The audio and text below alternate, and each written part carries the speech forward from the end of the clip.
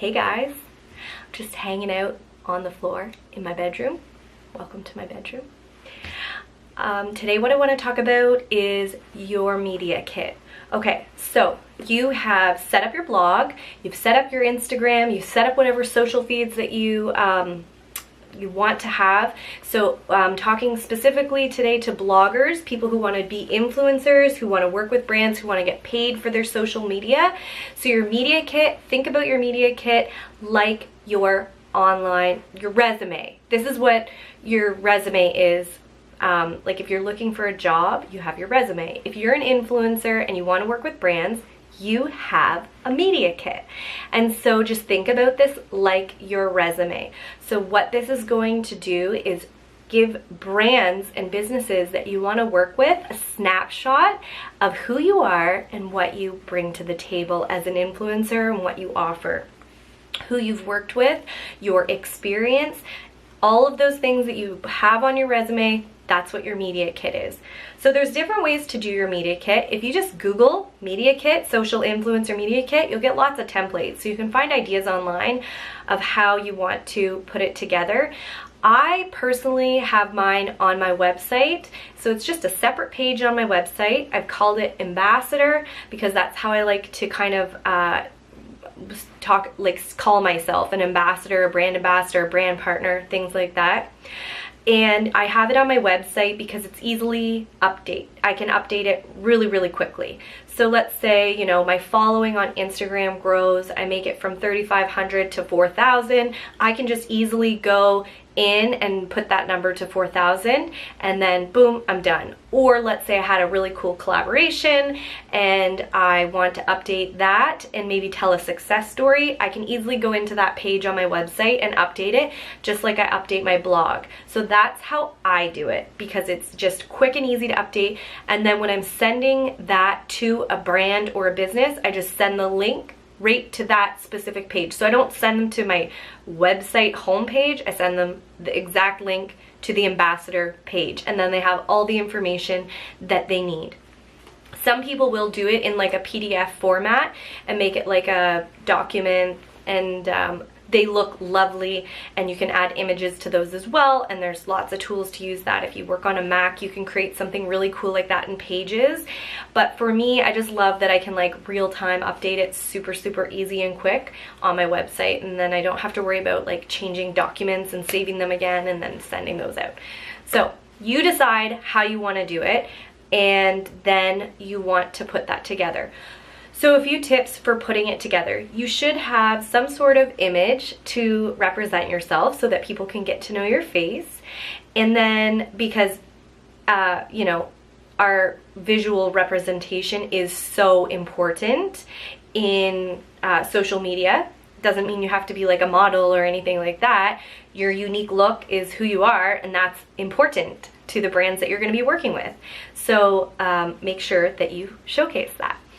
And then I have a little story in why I love sharing. You guys can go. I'll link my ambassador page. You can go to it and look at it and see what I have. But I have why I love sharing because I have such a passion for this work and how I kind of share what's important to me. Like I talk about faith, family, fashion, you know, the things that I normally share about so they can kind of get a vibe for my brand.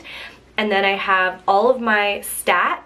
And you want to showcase your best stats. So if you have a stat that's maybe not so great, don't even include it yet. If you're growing in an area, maybe just wait till you hit like a certain point and then you can share that. So put all your great stats that will be valuable. Things like your Instagram following are going to be important. Your following on your main feeds where you're sharing are going to be very, very valuable to the brand. Who you've worked with, include that. And then maybe some success stories. Now, if you're just starting out, the way to work with people, so that's the media kit portion. So starting collaborations, if you're just starting out as a blogger, and this is how I started out, and I literally just started contacting businesses that I loved. So these were places that I probably already spent money or products that I had in my home already, places that were you know, locally where I already shopped. So there is a story there, and that's always been kind of my philosophy with sharing, is I do storytelling sharing, right? So I'll use the shoes at 144 Front as an example. I've always shopped there. It is my favorite shoe store in Sarnia, and so when I started sharing as a blog, they were one of the first businesses that I went to and said, hey guys, you know, I'm gonna do, I think one of my first big collaboration requests was around Christmas a few years ago, and I said, I'm gonna do shop local Christmas ideas for Sarnia.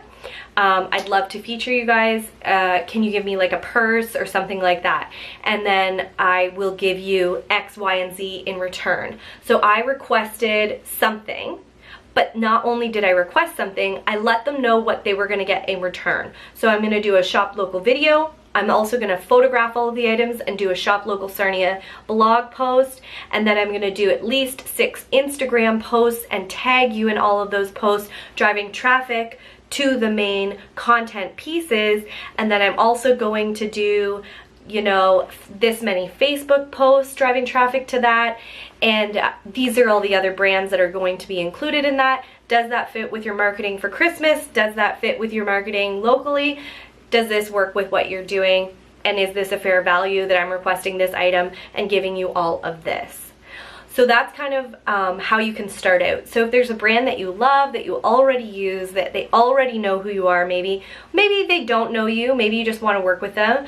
But when you approach them, say, this is what I want to give you. This is my following. These are the types of conversations that we have on my feed. And this is how I would like to share the product or the service that you offer. I think my community would really benefit from this information and my excitement around your product or service. Can I ask in return that you give me this value of service and this value of product for the storytelling that I'm going to do over here?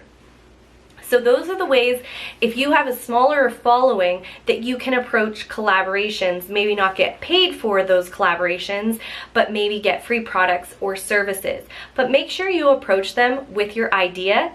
Be specific about what you want and be specific about what you're going to give them in return.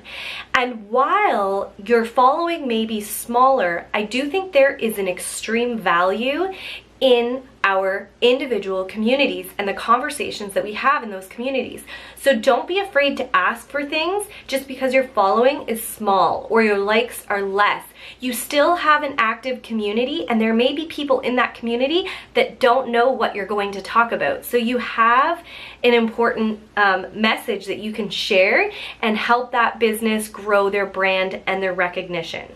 So and then if you have your media kit, even though your following is small, if you have your media kit professionally organized, it makes you look so professional. So that's collaboration, and that's getting your media kit organized. Let me know if you guys have any questions about this. Like I said, I'll link my media kit below for an example so that you guys can see that. And yeah, that's it for today. Okay, I hope that was helpful. Have fun, guys. Get creative. Have fun with it. Get creative when you're approaching people. They're gonna be more excited to work with you if you have like a vision and you're excited and you're professionally organized. Okay, I love you.